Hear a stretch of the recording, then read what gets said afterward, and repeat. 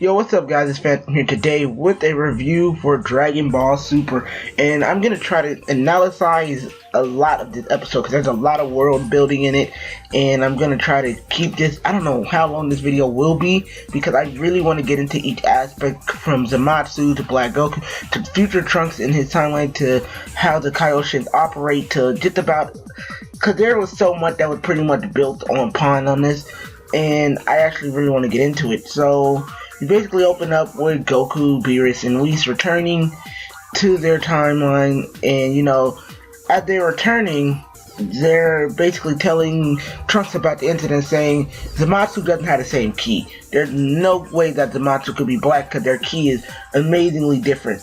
It's more of a dark ki when it comes to Black Goku, but when it came to Zamasu was very, how do I put it? It was like a normal ki level, which is more of good and kind of, there's no dark resonance in it.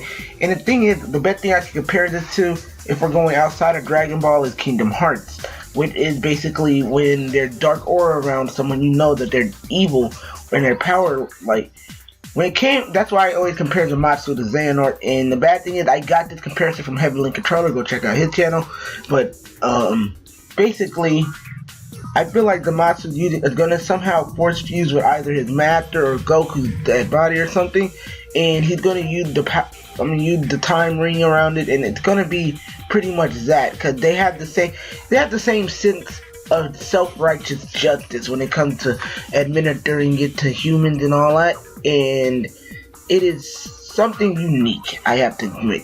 Now, as we get more and more into this episode, not Black Goku, we get more and more into this. Goku says, well, I fought him so I would know better, and it's like, he had no black ki, even Goku is saying it, but Beerus is on Trunks' side just a little bit, because he's like, we can't make an assumption yet, not yet, we don't know anything completely yet, and that's what I kind of like, that Beerus kind of sided with him on that, because he's basically saying, not yet, we have to fully analyze someone for who they are.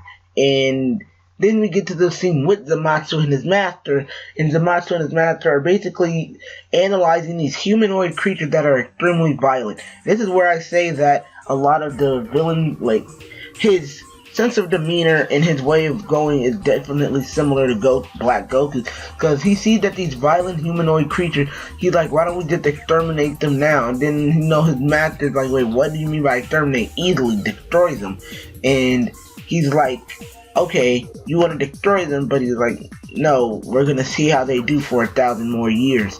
So what do? First thing they do is actually go off to the timeline to where they are brutally beating each other.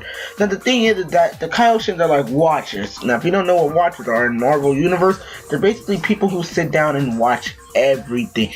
They just watch what goes on, and they are not meant to interfere unless it is of a galactic problem, not of a humanoid problem.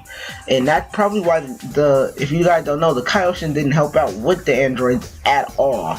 Not in our current timeline, nor did it help out with Trunks' timeline. Well, they did help out when it came to Babidi and Deborah, but they didn't help out when the androids were destroying it. But because they saw it as more of a human problem. It wasn't world destroying problem.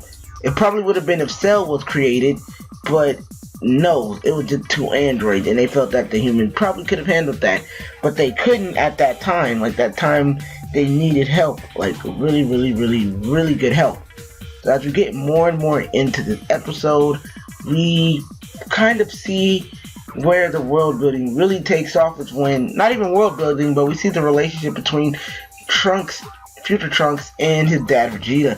And Vegeta and him have a pretty damn epic fight with each other, with them pretty much saying, like, he felt like, Trunks, how could you let this guy pretty much destroy everything we had? And the thing is that, he's like, why don't you fight me in Super Saiyan 3? He's like, I can show you something better. And he fights him in Super Saiyan Blue, while Trunks also goes Super Trunks, and to find out if he used it to trick him so he could get him off guard. And it's pretty damn awesome. The thing is that Trunks isn't stupid.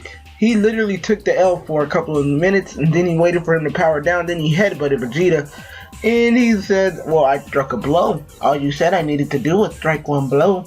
and it really does bring a relationship that Vegeta, he has faith in his son, but his Trunks, he's learned to kind of deal with problems on his own, which is why he doesn't fully look up to him as much. Like he wants to surpass Trunks and Black. I'm not Trunks and Black. He wants to surpass he wants to surpass Vegeta and Black. One take. That's all I'm doing.